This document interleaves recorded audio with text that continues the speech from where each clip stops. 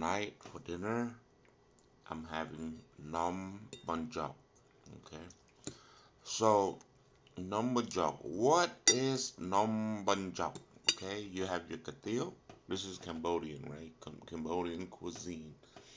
You have your katil, which is like pho. It's like the I guess we don't have a pho, right? So, but we have katil, right? So it's banjok is it's a soup noodle soup based noodles type of plate, right?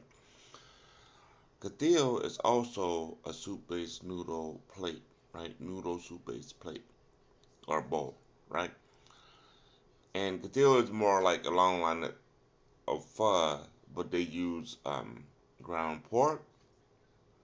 I think use beef broth, and then then they add the variations, right? You can put a little bit of shrimp, you can put liver, you can put whatever, right? So it has this really like distinct taste. It won't taste anything, right? That's Katil Phnom Penh.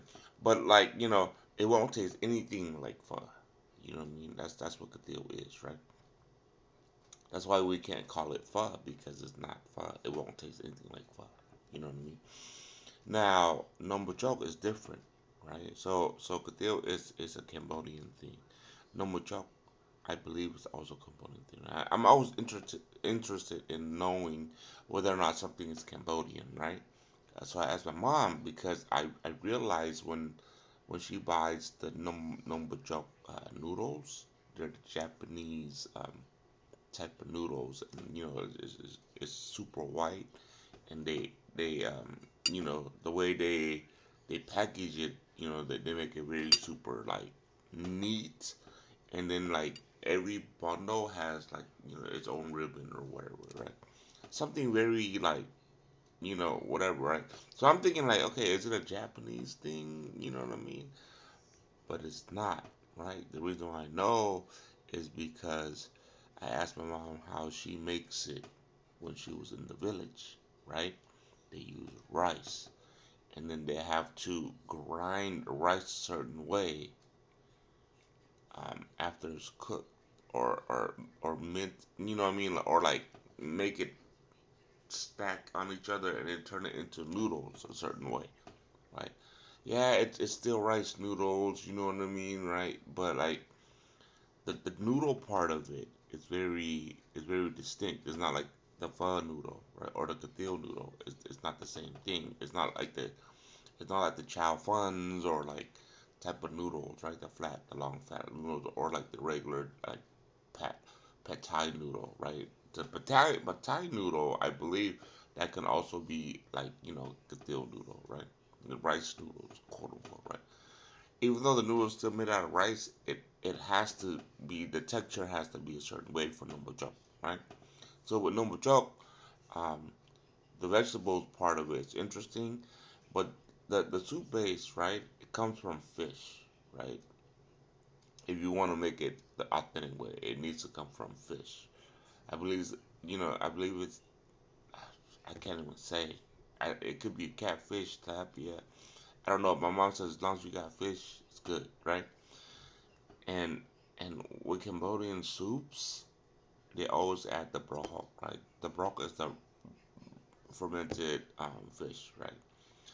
Um, the stinky, mud fish looking thing, you know what I mean? Like it's very at its raw. I mean, not raw, but like at its before you turn it into a cuisine, barhok is very like you have to be acquired to the taste. You know what I mean? Like you can't just like, oh, I'm just gonna take a spoonful and like it. No, it doesn't work like that, right? But anyway, let me show you my number jump,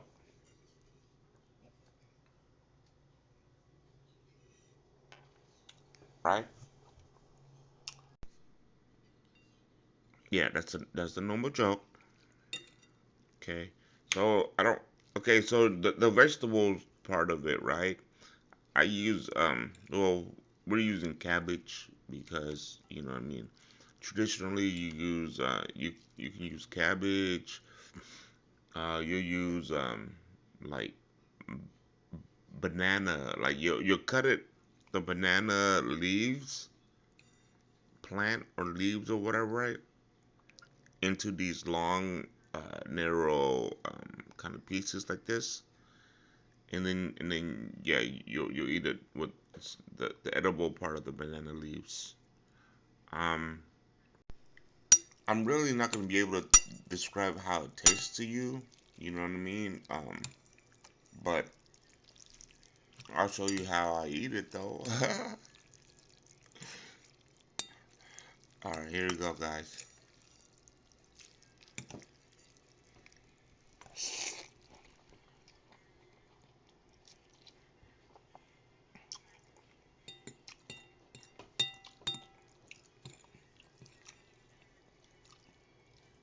It's very hearty food. You know what I mean? Like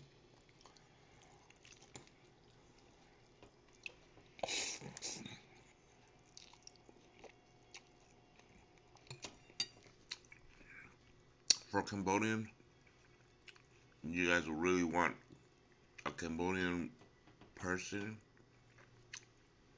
Let's say he's been out in the wilderness for a long time. He hasn't eaten for days and days, right? You won't make his soul happy. This might be it. You know what I mean? This is a part of it. You know what I mean? So yeah. So then I asked her, my mom. I asked my mom, how do you know it's like a Cambodian thing only and not outside, right? Like like without it being like you know, uh, passed down, and intermixed with other people's, neighboring countries, right? And it's not their authenticity when it comes to the history of food, right? She goes, oh yeah, they ate this stuff way back when ancient times, right? So I'm not gonna go look into that fact, right? But if you guys can on the internet can go find out for me, you know what I mean, confirm it for me. I would like to know, even if it's not the case, you know what I mean. There's a the Cambodian touch is in this. You feel me? Anyway, I'm just gonna keep on enjoying. Have a good night, guys. Peace.